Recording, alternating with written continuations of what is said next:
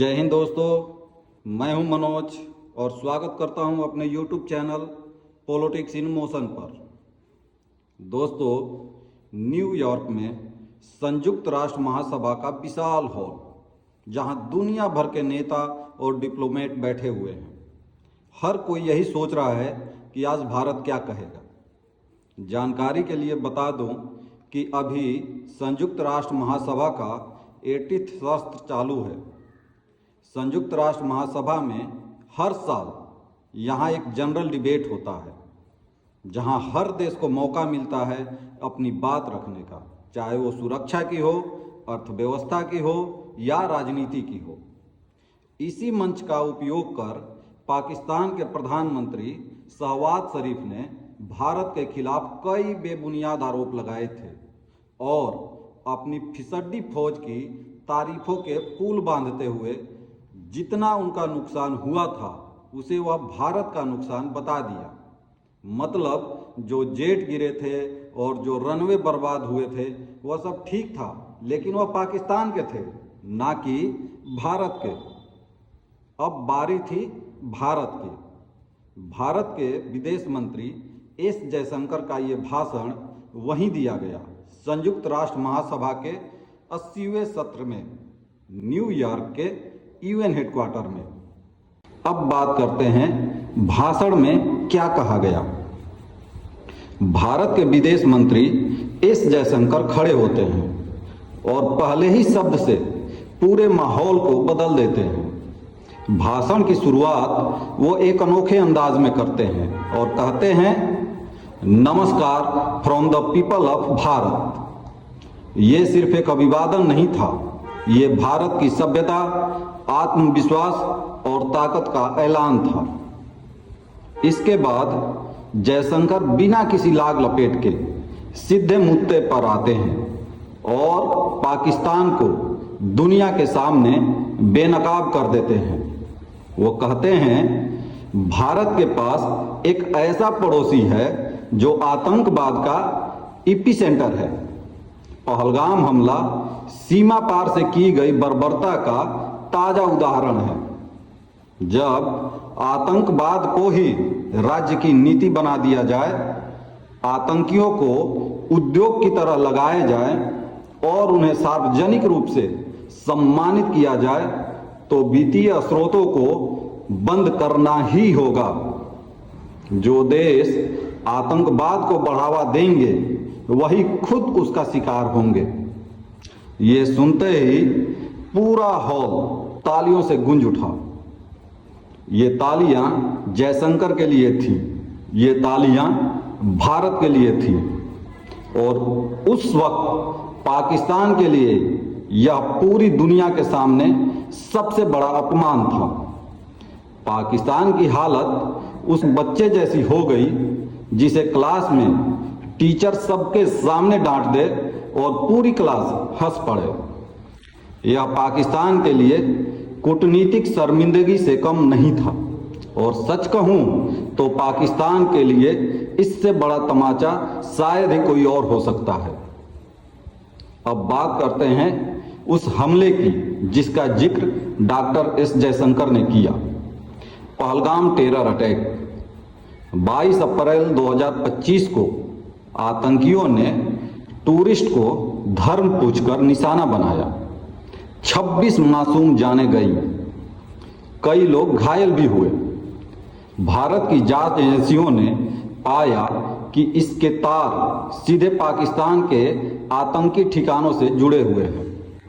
Call records, handlers की बातें और पैसे का लेन देन सबूतों का पुलिंदा साफ दिखाता है कि यह क्रॉस बॉर्डर टेररिज्म है। और यह पहली बार नहीं था, इससे पहले भी कई बार हो चुके हैं ऐसे हमले। 2001 का संसद हमला, 2008 का मुंबई हमला जिसे 26/11 के नाम से जाना जाता है, 160 से ज्यादा लोग मरे। 2016 का उरी हमला, 2019 का पुलवामा अटैक जिसमें 40 जवान शहीद हुए। हर बार नाम सामने आता है पाकिस्तान स्थित आतंकी संगठनों का, लश्कर-ए-तैयबा, जैसे मोहम्मद, ये वही संगठन हैं जिन्हें पाकिस्तान की ज़मीन पर पनाह मिलती है। और फिर पाकिस्तान दुनिया को कहता है कि हम भी आतंकवाद के खिलाफ हैं, लेकिन हकीकत वो तो सब आपको पता ही है। दोस्तों, ये नया भारत है। अब भारत आतंकवाद के मुद्दे पर चुप नहीं बैठता। पहले भारत सिर्फ डिफेंसिव होता था, अब भारत ऑफेंसिव हो गया है। यूएनजीए में खुलेआम पाकिस्तान का नाम लेकर उसे आतंकवाद का अड्डा बताना, यही तो भारत का आत्मविश्वास है। और पाकिस्तान वो आज आईएमएफ से कर्ज लेकर भी अपनी हालत सुधार नहीं पा रहा। ना शिक्षा है, ना स्वास्थ्य है, पैसा जा रहा है सिर्फ आतंक फैलाने में। नतीजा, खुद पाकिस्तान आर्थिक संकट, राजनीतिक अस्थिरता और अंतर्राष्ट्रीय अलगाव में फंसा हुआ है। जयशंकर ने सिर्फ पाकिस्तान पर ही नहीं बल्कि संयुक्त राष्ट्र यानी यूएन पर भी करारा प्रहार किया। उन्होंने कहा, यूएन एक संकट की स्थिति में है, महामारी हो या युद्ध, यूएन अपनी उम्मीदों पर खरा नहीं उतरा। यानी भारत ने साफ कहा कि बहुपक्षीय संस्थाओं में सुधार की जरूरत है। जयशंकर ने जोर दिया कि आज के नए अंतर्राष्ट्रीय परिदृश्यों को देखते हुए सुरक्षा परिषद को और अधिक प्रतिनिधित्व देना चाहिए। अस्थायी और गैर अस्थायी दोनों सदस्यों की संख्या बढ़नी चाहिए ताकि वैश्विक विविधता और न्याय सुनिश्चित हो सके। मतलब साफ है, सिर्फ बयानबाजी से काम नहीं चलेगा। संस्थागत सुधार और जवाबदेही चाहिए, वरना यूएन सिर्फ डिबेट का मंच बनकर रह जाएगा। यूएनजीए के मंच पर भारत ने सिर्फ पाकिस्तान और यूएन को ही नहीं घेरा, बल्कि पूरी दुनिया को एक बड़ा मैसेज दिया।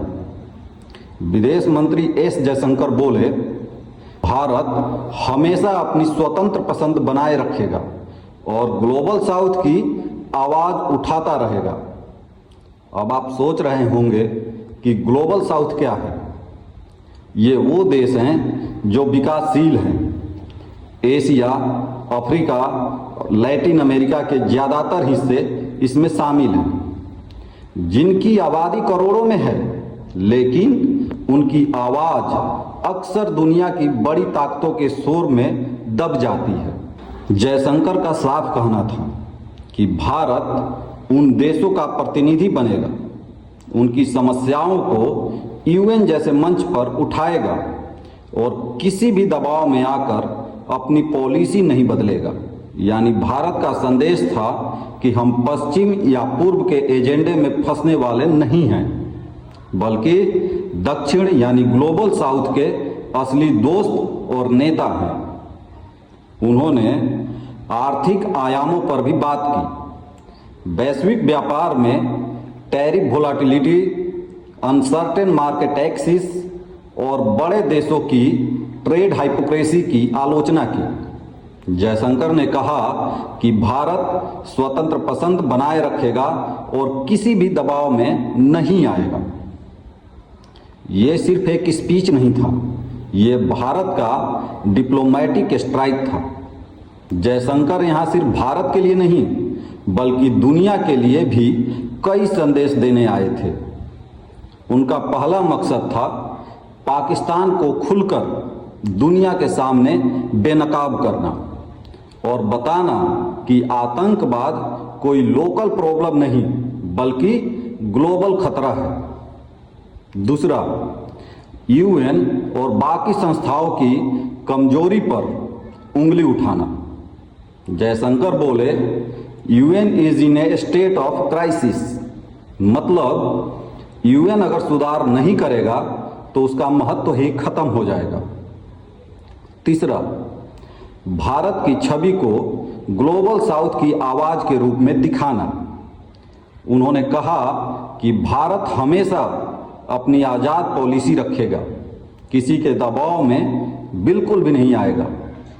और चौथा, सिर्फ सुरक्षा नहीं बल्कि आर्थिक मुद्दे भी। उन्होंने टैरिफ, मार्केट एक्सिस और ट्रेड वार जैसी बातों पर भी चिंता जताई। यानी ये भाषण सिर्फ पाकिस्तान को जवाब देने के लिए नहीं था, बल्कि ये भाषण भारत का डिप्लोमेटिक स्ट्राइक था पूरी दुनिया के सामने।